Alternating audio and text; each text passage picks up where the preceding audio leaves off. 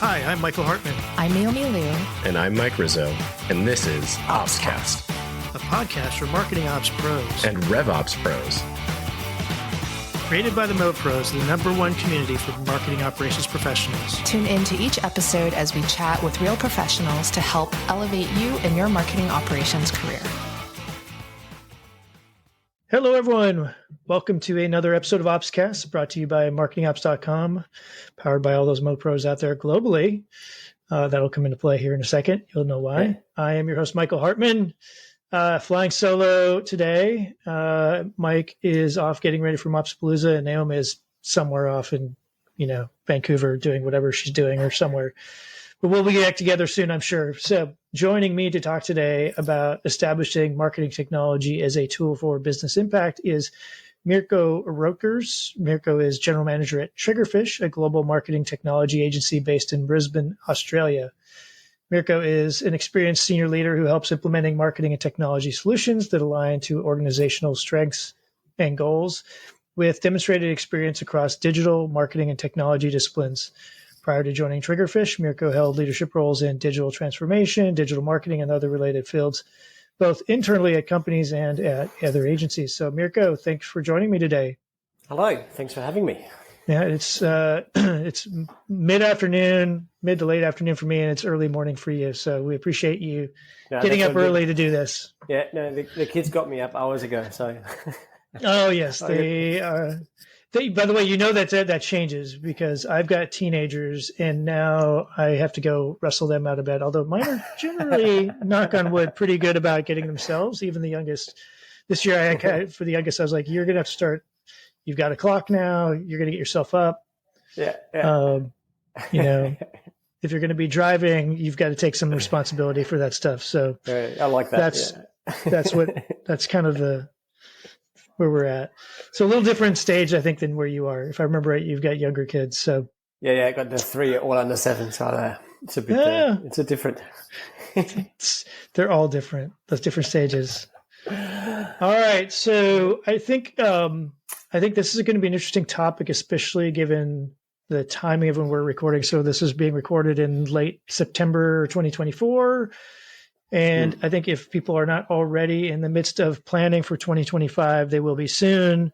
They're certainly thinking about it. I know I've seen lots of stuff out there about people thinking about how to measure marketing ops or marketing technology teams. Lots of different ideas there. So why don't we start there, right? How do you think about, or what kind of suggestions do you have for how teams in marketing ops or marketing technology should be measured, right? And I mean, I'll just, for transparency, I both have had and would love to have something tied to revenue, a proxy for revenue or pipeline or whatever.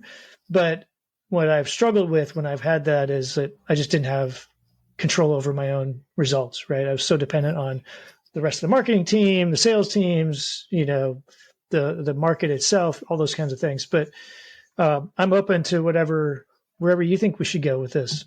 Yeah. Yep. It's a highly interesting topic, and one of the key topics that that in my experience drive the budgets and drive the revenue and the investments of MarTech for businesses overall.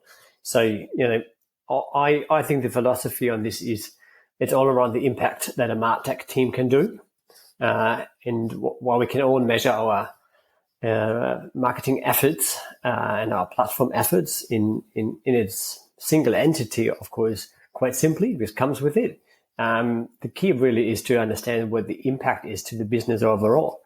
And that, as you said, should be ideally a financial figure that we have in mind that we can influence more or less and feed to the bottom line. And the complications of connecting that is, of course, still there. You do need some form of, support or buy-in from possibly other business partners or stakeholders around from either IT or the finance departments or whatsoever. But connecting what you actually do and bringing it back to what does it do for me overall as a business outcome should be the measurement and in today's landscape. of MarTech. Obviously we're investing a lot in licensing and implementation and the teams that are around it to drive us forward. So the real question has to be setting how much of that investment actually influences the business overall. And there are so many different ways of how you construct it from a business perspective that we can discover. But overall, it is from growth to retention to technology, operational cost savings, different metrics that you can apply that I think are the key ones to look at. Do you so I struggle with the ones that are tied to revenue metrics, right? So that's I think you make a good point, right? It's still difficult, even with attribution modeling and some other newer techniques for trying to tie marketing activity to that. You mentioned cost saving. So I don't struggle with here's my philosophy on this. Like I think rather than looking for cost savings, although that could be a thing, like if you're looking at purely, we've got 2 or 3 technology items in our technology stack that are redundant or duplicative, right? Then you can cost savings because you could eliminate spend out the door. What I'm not a huge fan, if we can avoid it, is saying cost savings because we're going to reduce headcount. What I would rather look at, I think, is sort of two variants of how you get the most out of the dollars you have. One is maybe more about like we can get more effective or more efficient in the use of our existing resources because we've applied technology or processes. So there's sort of an efficiency one that I think is maybe there. The other is one that I've used successfully in other places, which is rather than cost savings, is cost avoidance. And what I mean by that is, and it's a little bit tied to operations, so the idea, the first place I used this when I was working with a customer support team at a big global semiconductor company. Somebody go to my profile, they'll figure out who it is. But I was asked to go figure out how can we enable the significant growth curve of sales without having the same sort of parallel growth in cost for support, because that is historically what it had been. And so I went through a lot of work with the different leaders in those organizations and came across a methodology that I thought would work. Went through a lot of challenges trying to just convince people that it would, because it eventually became something that was like equivalent to like self-support, right? People in communities, yeah, which is a little before its time. But the idea was, rather than selling it as we're not going to eliminate people's jobs, what we're going to do is we're going to make it so that people who are there are going to get 2 benefits, right? One, they're not going to be having to solve the same types of cases over and over, because we can enable people to self-serve. And what that means is then the kinds of things that they're working on are the ones that are like really meaty and different and challenging and like more interesting for them.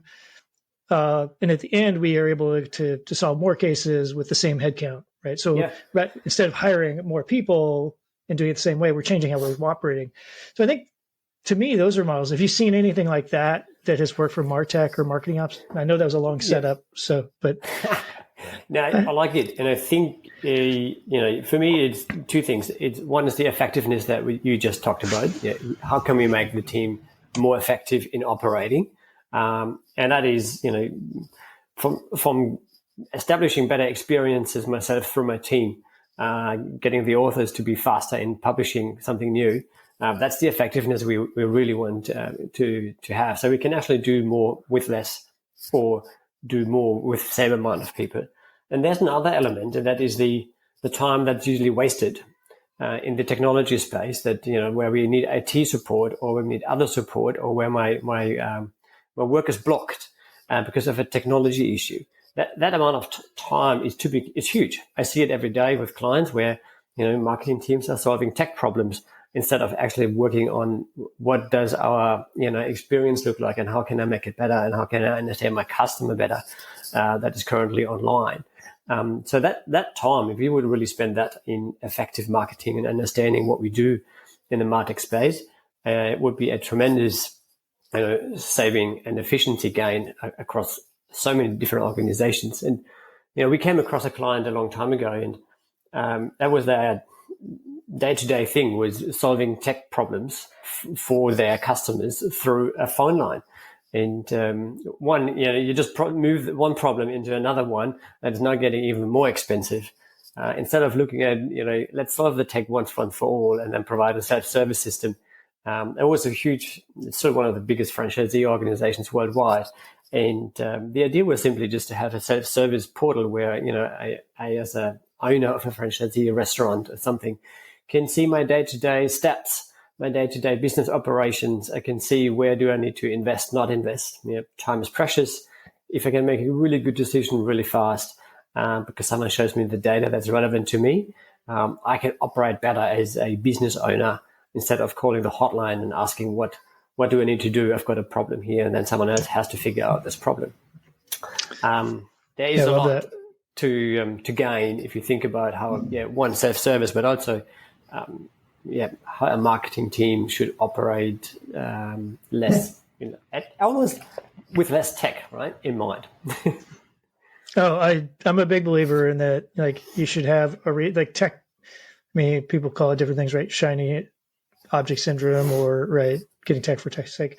I want to come back to that example you just gave in a minute. So let's put a pin in that before we move on to that. I want to have one follow up, because I think if Naomi were on here, I know that one of the things she uses to measure her marketing ops and MarTech team is utilization of the tech stack.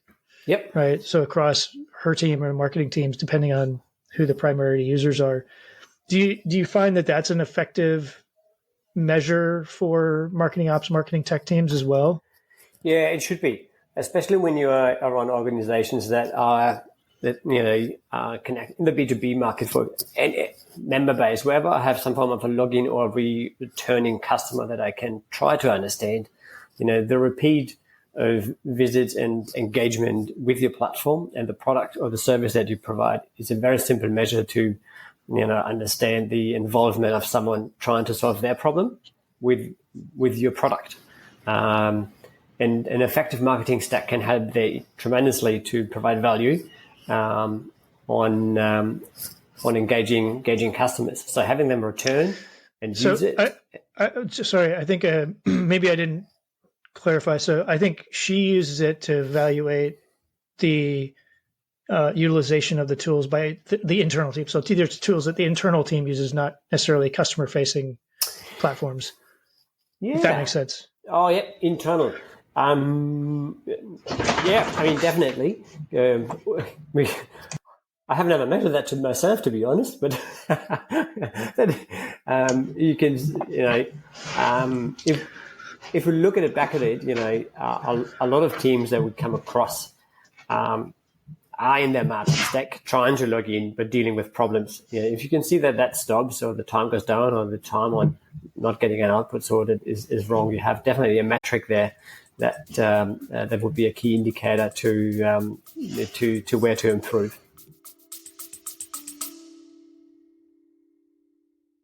Hey everyone, Mike Rizzo here, CEO of MarketingOps.com and co-host of OpsCast. I've got a little secret to share with you, something that's been one of the best kept perks of our community until now. At MarketingOps.com, we've built a hiring program that's changing the game for marketing operations recruitment, and we're finally sharing it with the world. Our community is over 22,000 strong, and within that, we have over 4,400 members who are actively and passively seeking new opportunities. These are seasoned professionals with skills and experience spanning platforms like HubSpot, Pardot, Marketo, and so much more. Plus, we can help you fine-tune your outreach, targeting exactly the right candidates by region, years of experience, seniority level, or even agency experience. But here's the real cherry on top. When you hire through our program, your new team member gets a free membership or a virtual ticket to our annual conference. From day one, they're not just stepping into a new role, they're getting access to the training, networking, and support they need to hit the ground running. So if you're ready to unlock this incredible opportunity, it's time to let this secret out. Visit marketingops.com and find your next star teammate today.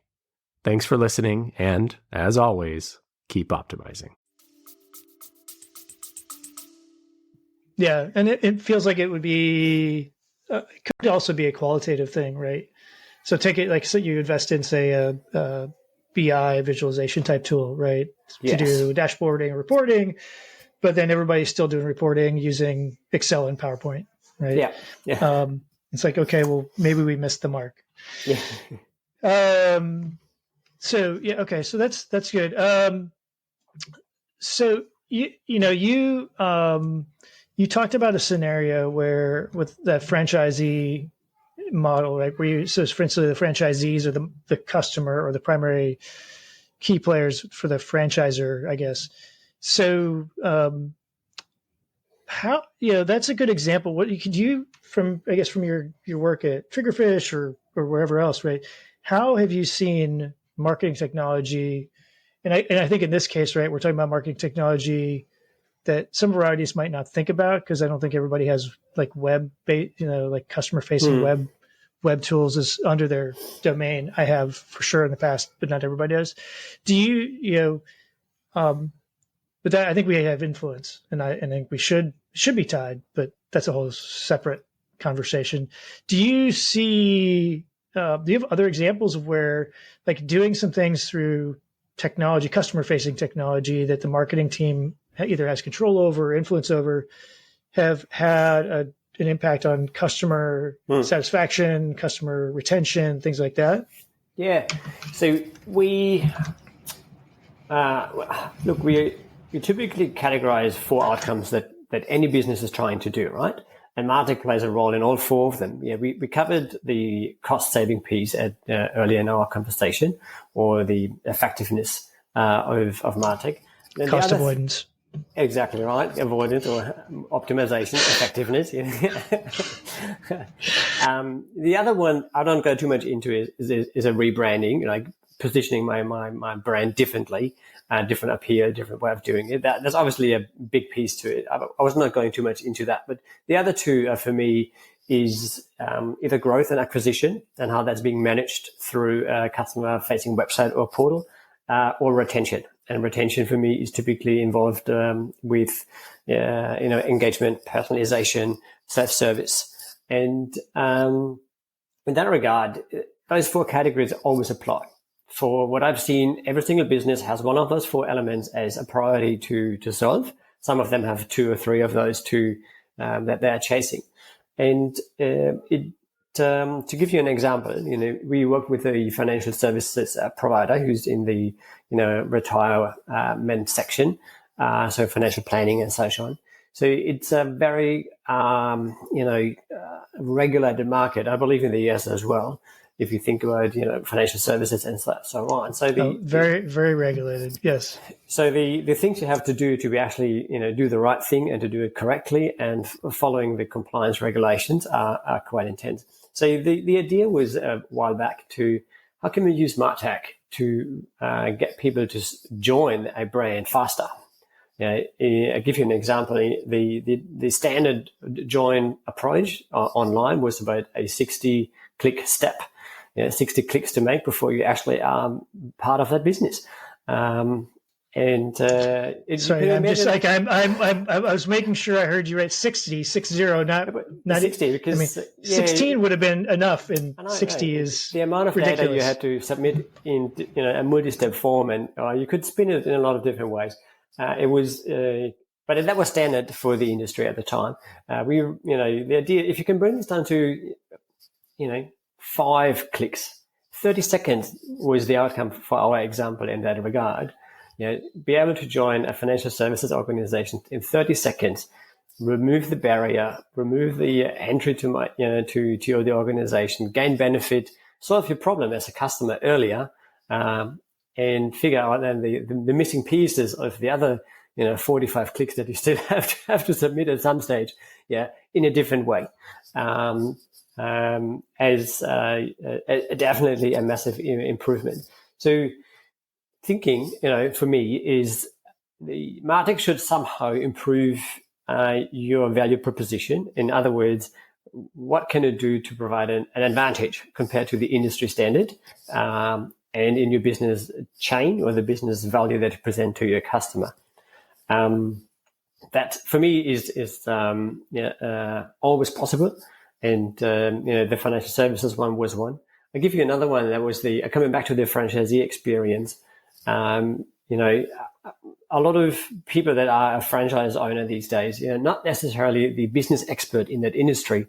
They maybe just thought it was a good, option to share or to invest into a shop, and not really running a shop before. So how do you help these people that run or that become a franchisee to operate this business really effectively? So providing the relevant data in some form of portal that allow them to understand the business easier, make decisions on that quicker, and decide where to spend their time is critical.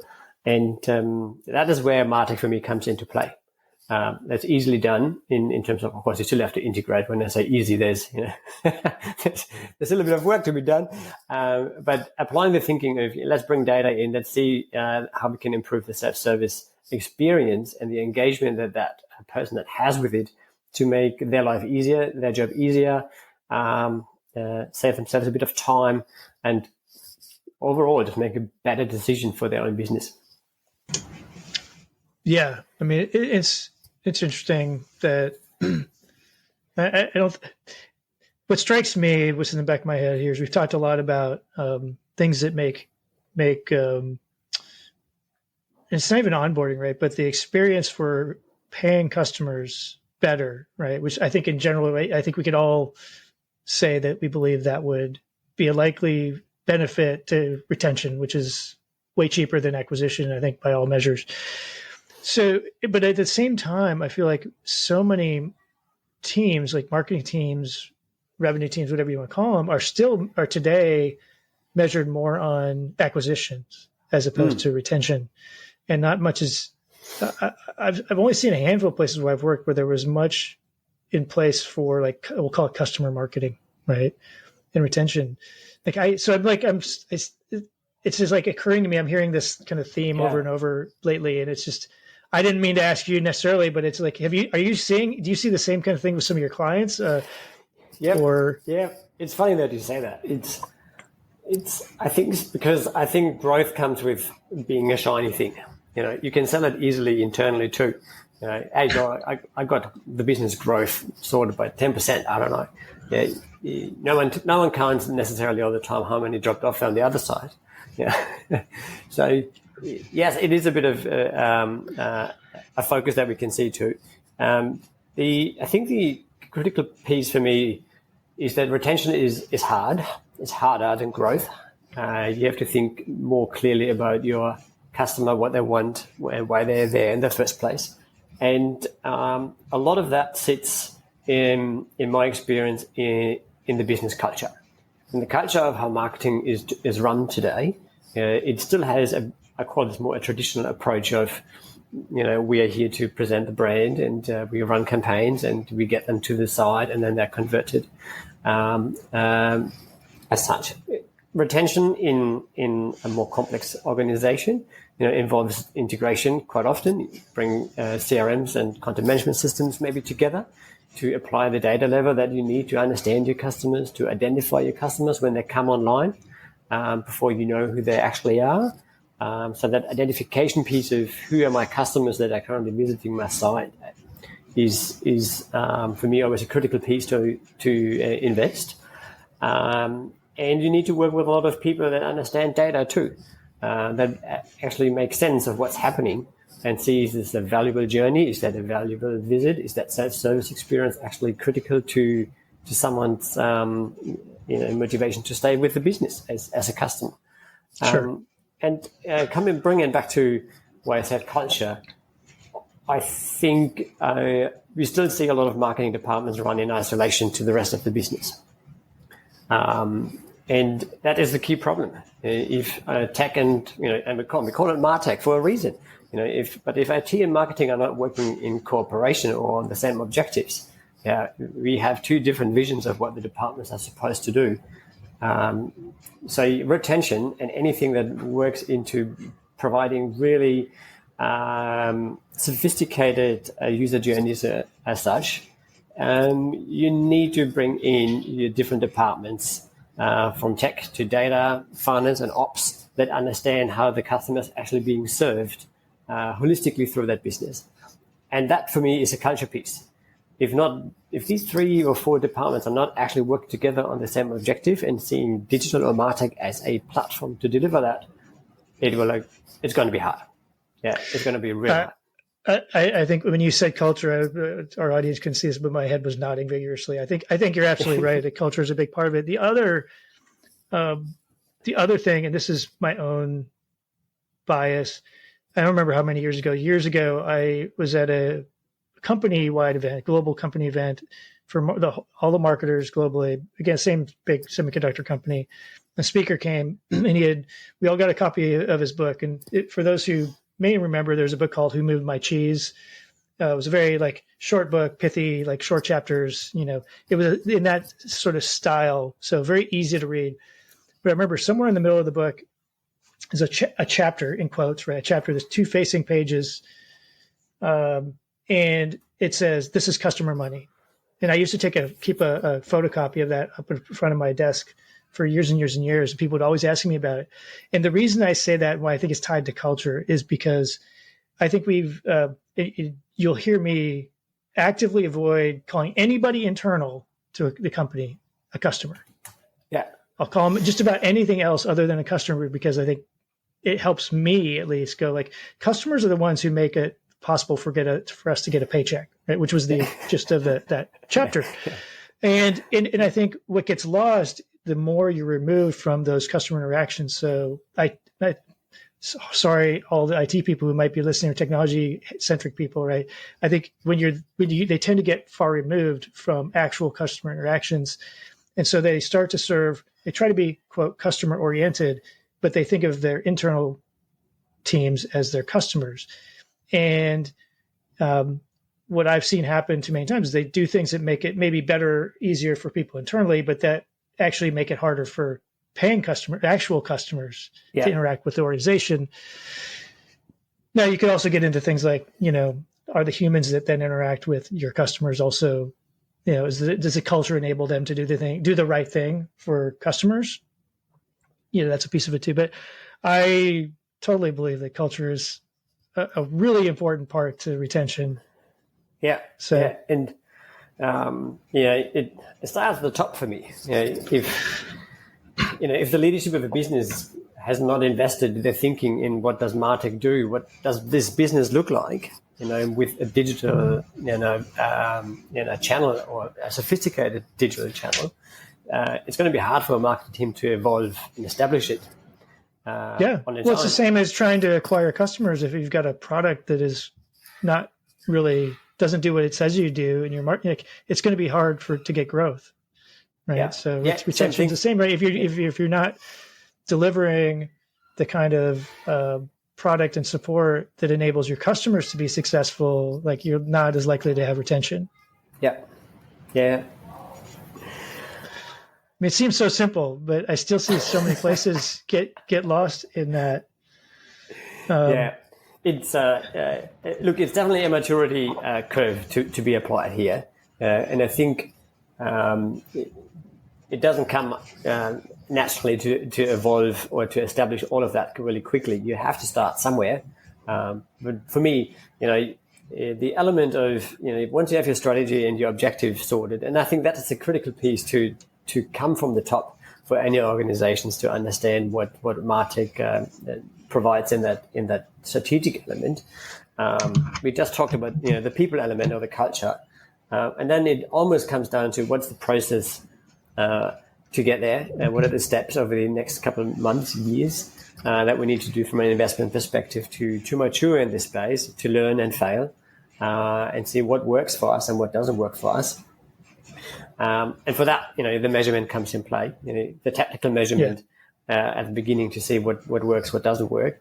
You can take personalization or the onboarding rate, or as simple as how many people are actually coming back to the site more often than they used to, or leaving a little bit of data so we can identify. So your technical steps can give you a good indication on is this investment for us actually working towards the same goal, and from there, typically budgets go a bit easier next round. To say, yep, the investment works and it provides a value to the business. Let's go to the next phase from here and grow it further. But you just mentioned the word personalization, which is great because I wanted to kind of get into that a little bit because I think, that is it's been a topic for a long time, I think, that's out there. And I hear it more now, usually in the context of AI, right? And that being able to do personalization, maybe hyper personalization at scale tied to AI. But do you have some examples of the work you've done with Triggerfish or your past where you've seen personalization work and be effective and drive kind of meaningful business results? Yep. Yeah. Look, personalization personally for me is one of my most passionate topics. I tell every client about it. It's like, we have to get here. It's really hard to sell. I don't know. I have not fully understood yet why it is so hard sometimes for businesses to get into an approach of personalization from the thinking. I know the doing is not always easy, but even from the thinking perspective on applying a little bit more than just the standard approach to every single customer. So just real quick, when you say that it's a challenge getting people to buy into it, what are the biggest things that people say, like, oh, my guess is, like, I would guess, my first guess would be like, oh, our data is not good enough. But there's the data question. There's the other question, does it actually work? Will it be stakeholders in the business? Is personalization actually effective? Does it make a difference? Is our product so complicated that we need to apply a personalized view on it or a different way to talk about it? So the understanding of how personalization actually applies to the customer, I think, is not well established. Within larger organizations, definitely not. Marketing probably understands the potential of it, and we can read the stats of McKinsey and Gartner and all the other pieces, that it is effective, and the research suggests it too. But yes, seeing the value against the investment that often has to be made to get to the place where you can apply personalization is a hard conversation. It's a hard basket. And there's the element of, if we talk about, the issues of why we're not always getting there, it also requires a strong BAU stream. Just having the capabilities through a platform doesn't mean that personalization happens from day one. You need an almost dedicated person to think about what does personalization mean to the business, to the journey, to the customer. How do we apply and test it? How do we fail and can see this works, this doesn't work? That is a BAU stream that quite often is undervalued of how much effort it actually requires to understand where personalization makes sense. So just I want to clarify, when you say there needs to be a BAU stream, are you saying that there needs to be a dedicated stream of work towards evaluating, implementing, testing out different personalization things? Or are you saying there needs to be, okay, when you said BAU, I assume you meant we need to have a business that's running effectively before we start trying to layer on personalization. That's, you were talking about, like, to make personalization, to have a better, see if I can clarify this. In order to get the best chance of having a personalization effort succeed, you need to dedicate some resources specifically to that, not as a part of what they're, like a side part of what they're doing. Yeah. And I think if you look at industries, the retail sector probably is more advanced in the personalization element, as online shoppers are, quite resonating with it. But in the B2B element or industry, I can't see it too often. And yes, there are small marketing teams typically in those industries, and they're busy doing things. So adding personalization to their duties comes at when and how, and do I have the dedicated time to do it, to think about it, to plan it, to think about the hypothesis that I really want to make and understand and test, apply it, feedback, and optimize from here. So yes, that needs to be a dedicated job function. It doesn't need to not necessarily be a person on it, but it needs to have enough capacity within the business to apply it over a long term. Could it be that you get agreement of a sort of a cross-functional team with a specific, like with people having specific roles and responsibilities, and we're saying we're expecting them to spend X% of their time on this specifically, and X amount of time, okay, or X amount of personalization journeys established, X amount of personalization triggered would be then the success factor of that to measure did the investment of that person or the time that we spent on this actually have an impact to the client or the user when they come online. And coming back to you, when we started the personalization topic, we worked recently with a client in the healthcare industry around retirement and retirement living. It's a very competitive market, and I believe that's the same over in the US as well. Yeah, lots of vendors, lots of providers that are in the market that can support. So how do you convince someone who is let's say that in the older market segments and maybe not as willing to navigate through self-service as such, to select a healthcare service or even think about it. Again, you have probably a lot of government regulations in there too around what does healthcare mean and when is funding applied, when is not funding applied, and by what age and what the criteria to get services in that area. So it is a complex topic to do. So we applied a personalization strategy for a client a while ago, and the idea was, let's start with the problem. The problem was the users and the clients in that market would only come to a site once per year.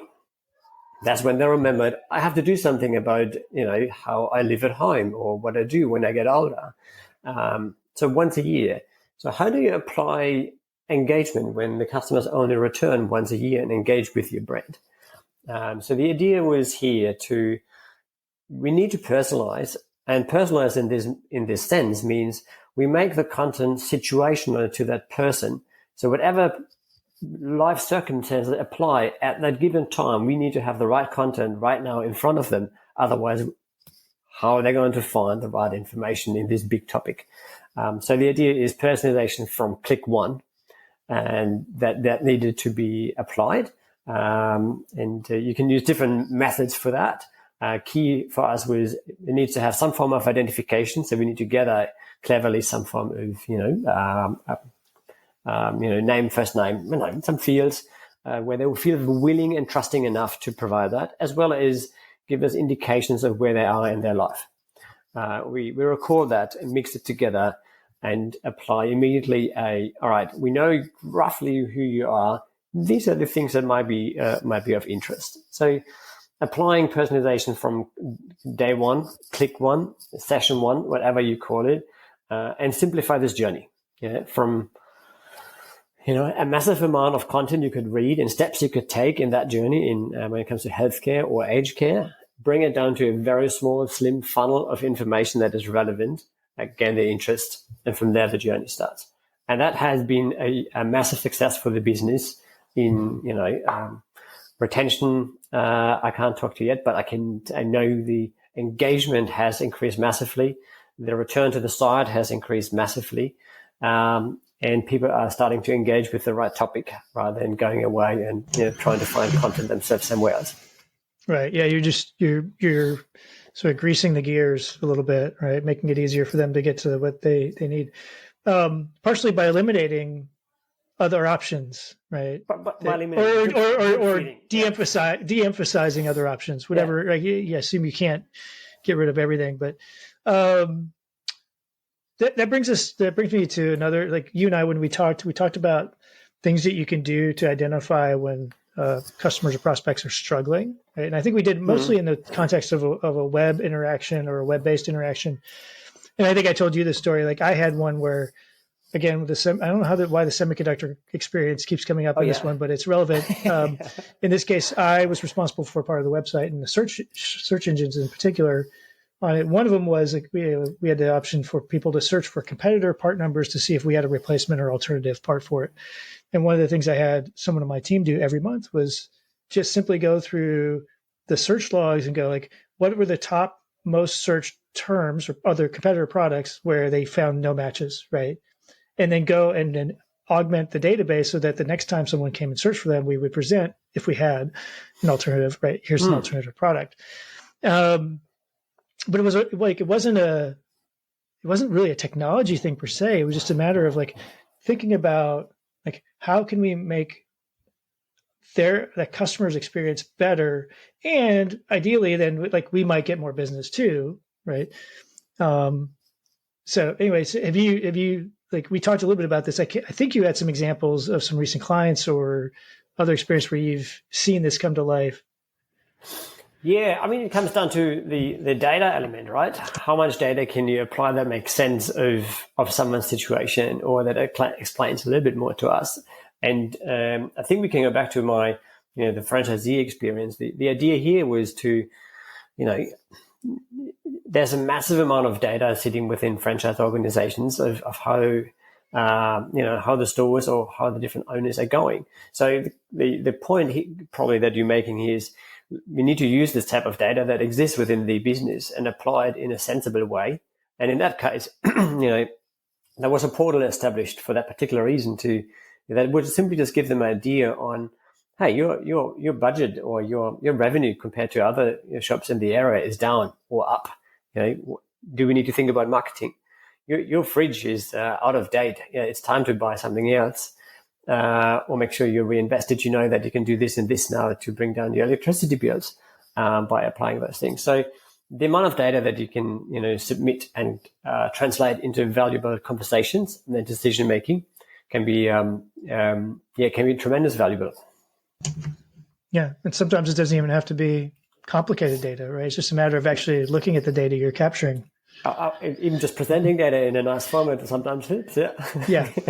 I will not go down this soapbox, but it's yet another reason why I think people in marketing ops, MarTech, if they don't already know how to do data analysis or don't know the basics of statistics, this is a good example of why, right? Because, you being able to spot those patterns that maybe someone else wouldn't be able to because they don't have access to the data. You're in a position where you can actually make a business impact. All right. So I think we're going to have to wrap it up here soon, but like one last question, right? As we all know, right, the marketing technology landscape continues to explode, right? I think every year, people predict consolidation and there's some of that happening, but I think there's more new vendors out there than there are consolidated vendors every year. Yes. Yep.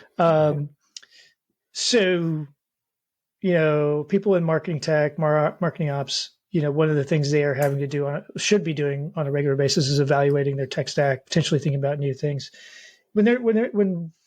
What's your best advice for folks who are going to be bringing on new marketing technology to get two things, like get the most out of it as fast as possible, and then make sure it sustains the value they expected, assuming you did a business case to justify the extra spend and effort to get it in place?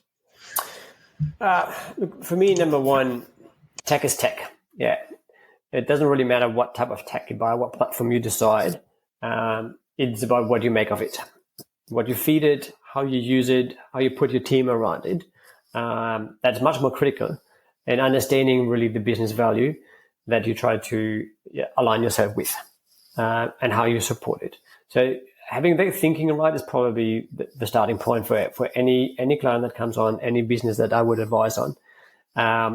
The tech online will not make change, will not give you anything just by establishing a platform.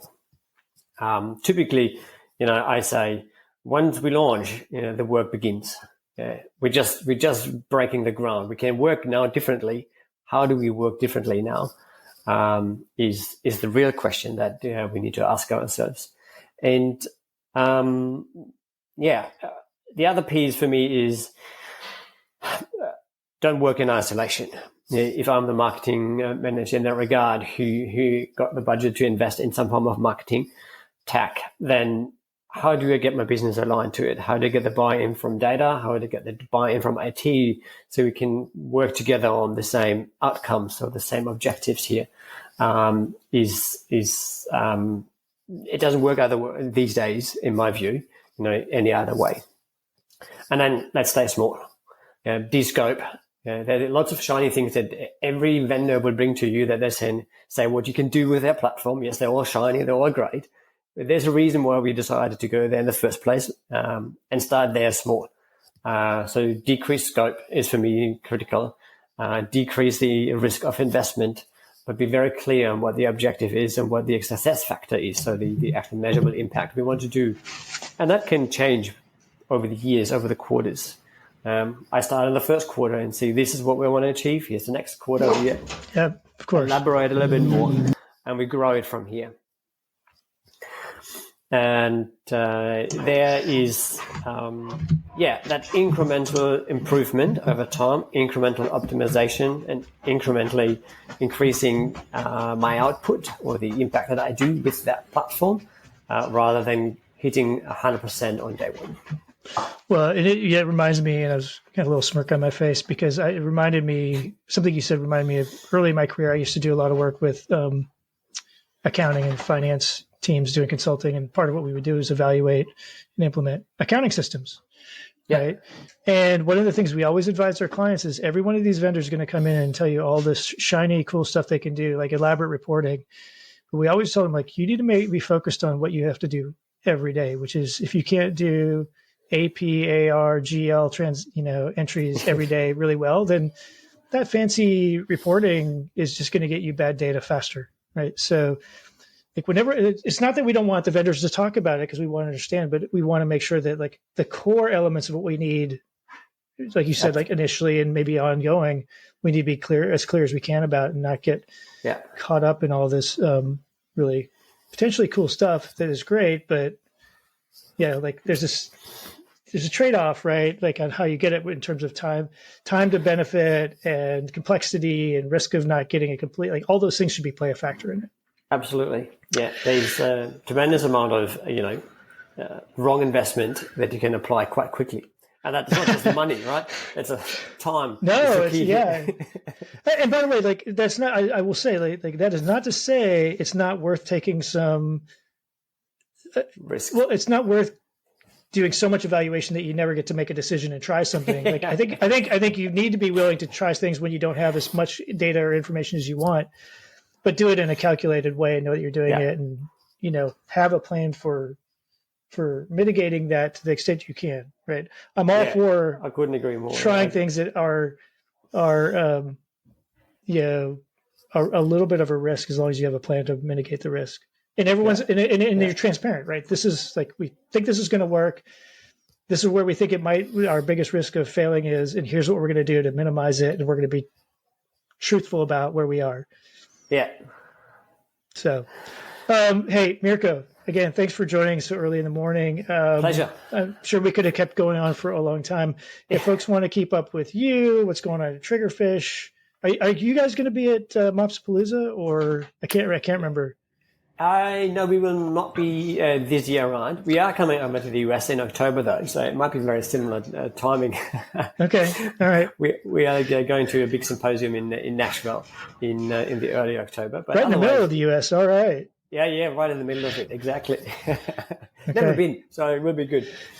Well, if you're going to be in downtown Nashville, that will be quite an entry into the United States. Right. I'm looking forward to it. But you will easily find us, Triggerfish, MarTech. I think there's only one of us. You will find lots of other things too. There's a fish out there that you probably found on Google too that might throw you off for a while. But, sounds good. Well, we'll make sure that we share that with our audience when we promote it. Again, Mirko, great chat. Thanks for getting up early. Thanks to our listeners for continuing to support us. As always, if you have suggestions for topics or guests, or want to be a guest on a topic, reach out to Mike, Naomi, or me, who I'm sure will be back on soon enough. Until next time, everyone. Bye now. All right, you will need to stay. I forgot to tell you, this records locally. Oh, yep. It hasn't stopped yet. It says it's stopping. Don't know why it's still going. Anyway, it records locally and then uploads. I saw yours is running 80, what? 79, yeah. Why is it? Has it stopped? Has the show stopped recording? Yeah. No. It's still saying it's recording, actually. It says it is recording? Yeah, the record button is still on. So it's funny. I've hit it. I can't change it. It says stopping. I've never had this happen, so that's why I'm wondering what's going on. What we may have to do is leave.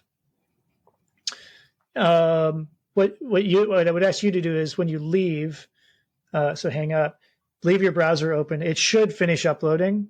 Yep. Automatically, and if it doesn't, we'll follow up.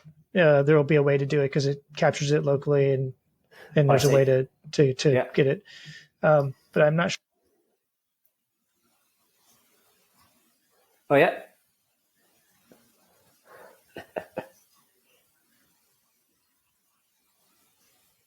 It's a long line from Australia over to you guys.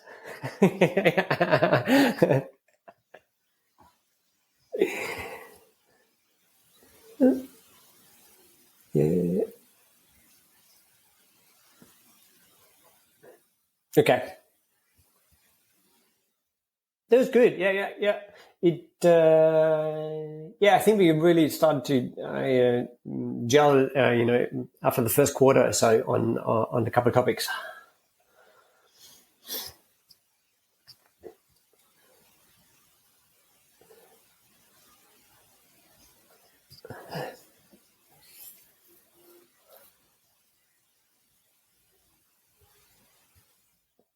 Oh yeah.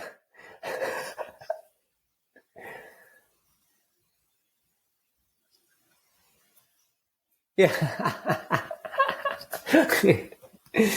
Nice. Yeah. Is this typically how a podcast for your audience works, runs, lasts? Yep. Yeah.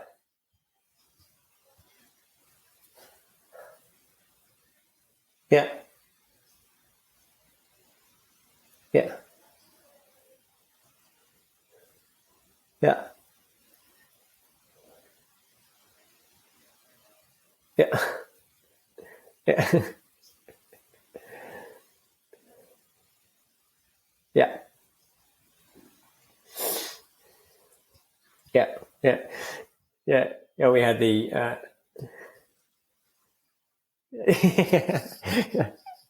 I did hear that. Yeah. Yeah. It was no, you got good.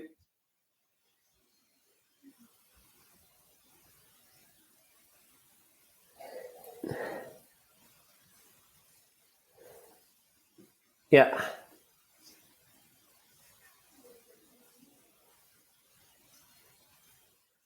Yeah. Well, they yeah. Yeah. Yeah. Yeah.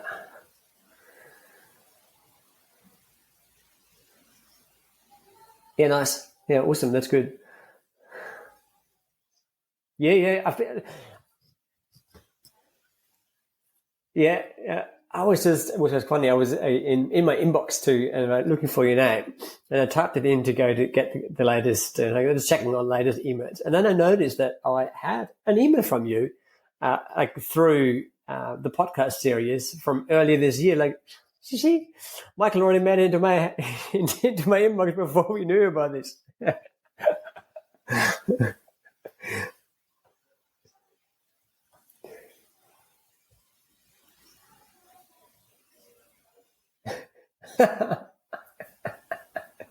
Yeah. Yeah.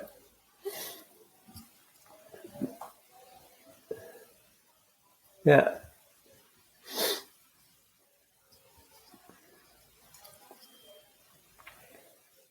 Yep. That's great timing for me. So that works really well. Yeah. That would be even before our US trip. Yeah. This one is still saying it sits at 79% uploading.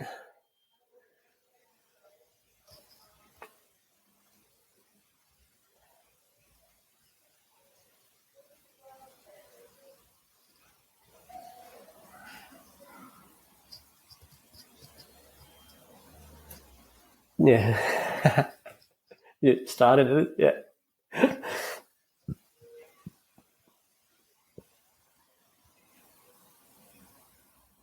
Yep.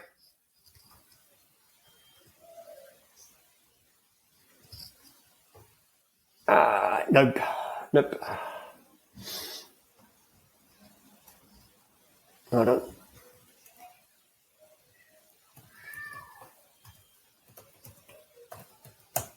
Done. I can do that. I'll keep it open and then do its thing.